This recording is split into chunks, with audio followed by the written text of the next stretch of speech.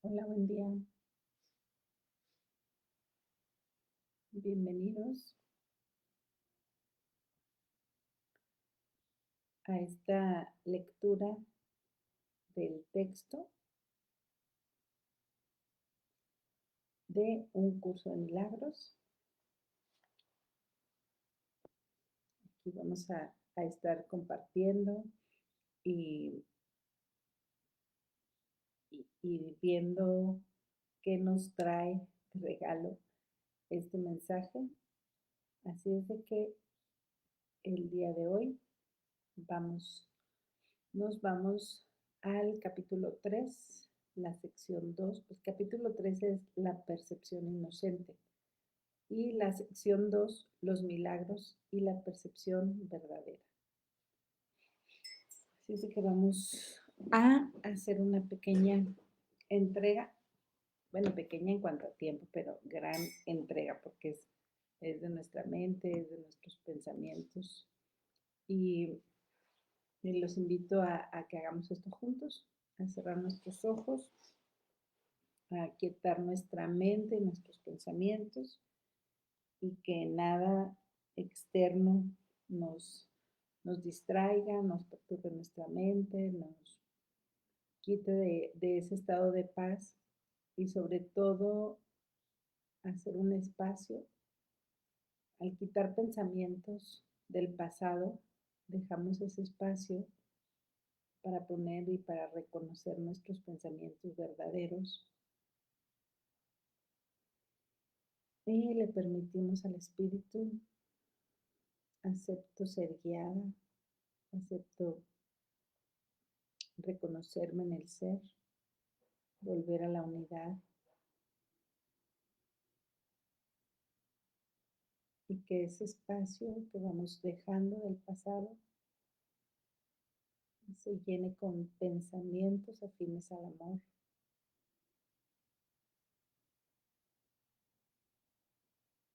y que el mensaje que hoy vamos a recibir y las palabras que vamos a decir y a escuchar vengan del espíritu. Sé tú quien dirige, pues simplemente queremos seguirte, seguros de que tu dirección nos brinda paz.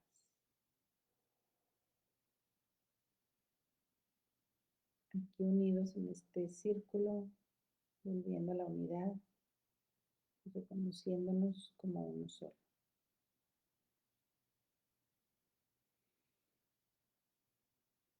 Abrimos un instante santo.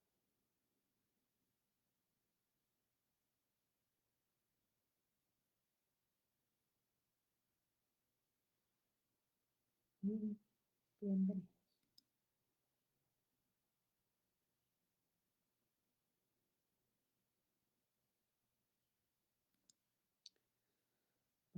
capítulo 3, la percepción inocente. Y hoy vamos hacia la sección 2, los milagros y la percepción verdadera. He afirmado que los conceptos básicos a los que este curso hace referencia no admiten grados. Algunos conceptos fundamentales no pueden entenderse en función de su opuesto. Es imposible concebir la luz y la oscuridad, o todo y nada, como posibilidades compatibles. Estos conceptos son o completamente verdaderos o completamente falsos. Es esencial que te des cuenta de que tu pensamiento seguirá siendo errático hasta que te comprometas firmemente con la luz o con la oscuridad. No obstante, un compromiso firme con la oscuridad o con la nada es imposible. No hay nadie que haya vivido que no haya experimentado alguna luz o alguna cosa. Nadie es capaz, pues, de negar completamente la verdad, aunque piense que puede. Bueno, este curso dice no admite grados o es todo o nada. aquí decimos o está embarazada o no está embarazada, o sea, no hay, no hay medios, no hay intermedios. Y que nosotros los conceptos que ya tenemos estructurados, estamos ahora sí que desestructurando y reconociendo la percepción verdadera.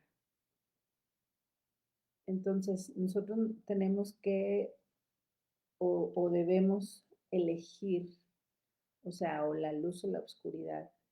Y simplemente ahorita en estas primeras lecciones, en primeras lecturas o primeras partes del texto, nos estamos dando cuenta de cómo pensábamos y qué cambio podemos hacer respecto a ese pensamiento. Entonces, ahorita nos estamos dando cuenta simplemente para saber si en un momento estamos pensando con nuestra mente errada o con nuestra mente recta y poder elegir en dónde queremos estar, si en la luz o en la oscuridad, si creemos verdaderamente en el ser o creemos verdaderamente en, eh, en lo físico, en el mundo, ¿sí? En el sueño. No podemos irnos como en partes, decir, bueno, 50 y 50, pues no. O ni siquiera decir, bueno, 60% creo en el espíritu y 40 en el mundo. O sea, no. O eliges todo tu ser o eliges tu sueño.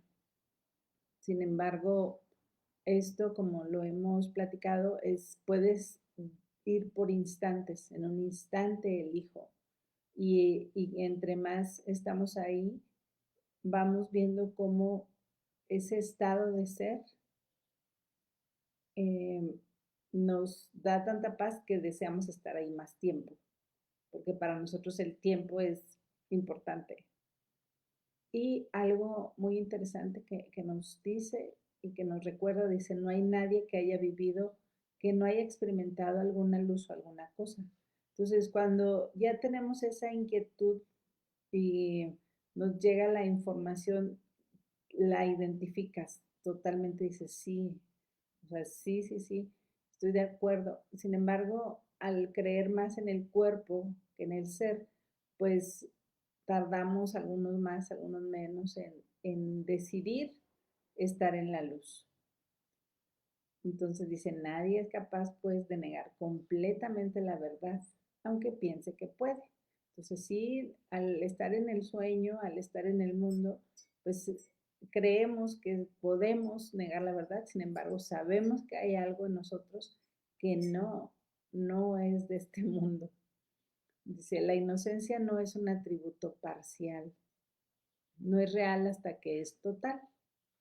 Los que son parcialmente inocentes a veces tienden a actuar neciamente. Su inocencia no pasa a ser sabiduría hasta que no se convierte en un punto de vista de aplicación universal. La percepción verdadera o percepción inocente significa que nunca percibes falsamente y que siempre ves correctamente.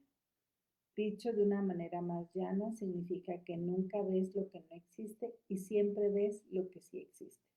Bueno, aunque parezca trabalenguas, nos está hablando de que cuando estamos en la inocencia es total. O sea, que nosotros no podemos ver la inocencia parcialmente, refiriéndonos también a que no podríamos ver inocencia solamente en algunas personas, por ejemplo, en algunas situaciones y en otras no. O es total o no es real hasta que es total, dice aquí. Dice, los que son parcialmente inocentes a veces tienden a actuar neciamente. Yo entiendo como seguimos enjuiciándonos o enjuiciando a alguien. Si su inocencia no pasa a ser sabiduría hasta que no se convierte en un punto de vista de aplicación universal. O sea, a todo lo que veo, a todo lo que percibo, a todo lo que creo que está sucediendo. nunca percibes falsamente y siempre ves correctamente. O sea, ahí nos está llevando a que siempre estemos en ese estado de inocencia en nosotros y en los otros. Por eso es los milagros y la percepción verdadera. Sigue siendo una percepción porque estamos dentro de este mundo, pero es el camino que nos lleva hacia el despertar, hacia la verdad. Dice, cuando no tienes confianza en lo que alguien va a hacer, estás dando testimonio de tu creencia de que esa persona no está en su mente recta.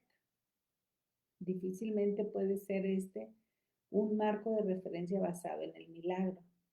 Esa falta de confianza produce asimismo el efecto desastroso de negar el poder del milagro. El milagro percibe todo tal como es, o sea, la verdad. Si lo único que existe es la verdad, lo único que la mentalidad recta puede ver es perfección. He dicho que solo lo que Dios crea o lo que tú creas con la misma voluntad existe realmente. Eso sí, pues lo único que los inocentes pueden ver, los inocentes no adolecen de una percepción distorsionada. Entonces, esa confianza que nosotros tenemos en el otro está basada no en sus actos de aquí del mundo, sino en su ser y saber y reconocer que también esa persona tiene su espíritu y está siendo guiada, que tiene su luz en él y que también está buscando la paz. Entonces, cuando dudamos, no sé, la verdad sí creo que esa persona me puede hacer daño o esto, o sea, cuando ponemos juicios, pues estamos dando testimonio de que no está en su mente recta y que hasta incluso podemos enjuiciar de que no, y quién sabe si tenga mente recta. O sea, si me explico, estamos enjuiciando. Entonces dice, difícilmente puede ser un marco de referencia basado en el milagro, porque el milagro es la percepción verdadera, el milagro es la unidad. Y si nos separamos de esa persona creyendo que tú sí puedes, pero él no, yo sí puedo, pero él no, entonces ahí no, dice, difícilmente puede ser un marco de referencia basado en el milagro. Entonces, cuando hacemos eso, cuando esa falta de confianza le damos poder, entonces obviamente no vamos a ver el milagro. Dice el milagro percibe todo tal como es, o sea, la unidad, no hay separación. No existe diferencia entre uno y otro. Se ha dicho que solo lo que Dios crea o lo que tú creas con la misma voluntad existe realmente. Y aquí voluntad viene con mayúscula. Existe realmente. Tienes miedo de la voluntad de Dios porque has usado tu mente, que Él creó a semejanza de la suya propia, para crear falsamente, para fabricarnos este mundo, para fabricar esa separación, dolor, sufrimiento, miedo. O sea, entonces hemos fabricado esto y usamos la mente falsamente. La mente solo puede crear falsamente cuando cree que no es libre. Entonces todo eso que creamos nos aprisiona. ¿Por qué creemos estar en este mundo cumpliendo expectativas, creyendo que depende de nosotros la salvación? Si una mente aprisionada no es libre porque está poseída o refrenada por sí misma. O sea, estamos en ese bucle que nosotros mismos creamos y seguimos ahí creyendo que algo o alguien nos habrá de sacar de aquí si nos portamos bien. Está por lo tanto limitada y la voluntad no es libre de afirmarse a sí misma. Ser uno es ser de una misma mente o voluntad. Cuando la voluntad de la filiación y la del Padre son una, la perfecta armonía entre ellas es el cielo. Recordando también de que el cielo no es un lugar, no es algo que vemos lejos, sino el cielo es esa unidad, esa filiación unida al Padre, ese ser uno nuevamente. Entonces, esa prisión a la cual está hablando es algo que nosotros mismos fuimos fabricando y creemos que hay una causa externa a mí que lo está produciendo y que a ver quién me saca o qué hago o qué más me porto más bien y que alguien me saque de aquí o yo pongo de mi parte, cuando en realidad lo único que nosotros es poner nuestra dosis de pequeña voluntad para aceptar que puedo y que tengo el poder de deshacer lo que me hace daño. Nada puede prevalecer contra un hijo de Dios que encomienda su espíritu en las manos de su Padre. Al hacer esto, la mente despierta de su sueño y recuerda a su Creador. Toda sensación de separación desaparece. El Hijo de Dios es parte de la Santísima Trinidad, pero la Trinidad en sí es una sola entidad. No hay confusión entre sus niveles porque estos son de una sola mente y de una sola voluntad. Este propósito único crea perfectamente integración y establece la paz de Dios. Pero esta visión solo la pueden percibir los verdaderamente inocentes, quienes al ser puros de corazón defienden la verdadera percepción en vez de defenderse de ella, puesto que entienden la lección de la expiación, no tienen el deseo de atacar y por lo tanto pueden ver correctamente. Esto es lo que la Biblia quiere decir con cuando Él aparezca o sea percibido, seremos como Él, pues lo veremos tal como es. Así que nosotros, al encomendarnos en las manos de nuestro Padre, dice, nada puede prevalecer contra un hijo de Dios que encomienda su espíritu en las manos de su Padre. Te encomiendo mi espíritu. Estamos aceptando la expiación para nosotros, renunciando a este sueño, aceptando ser despertados. Al hacer esto, la mente despierta de su sueño y recuerda a su creador. Y, y esa separación desaparece en el sentido de que volvemos a la unidad.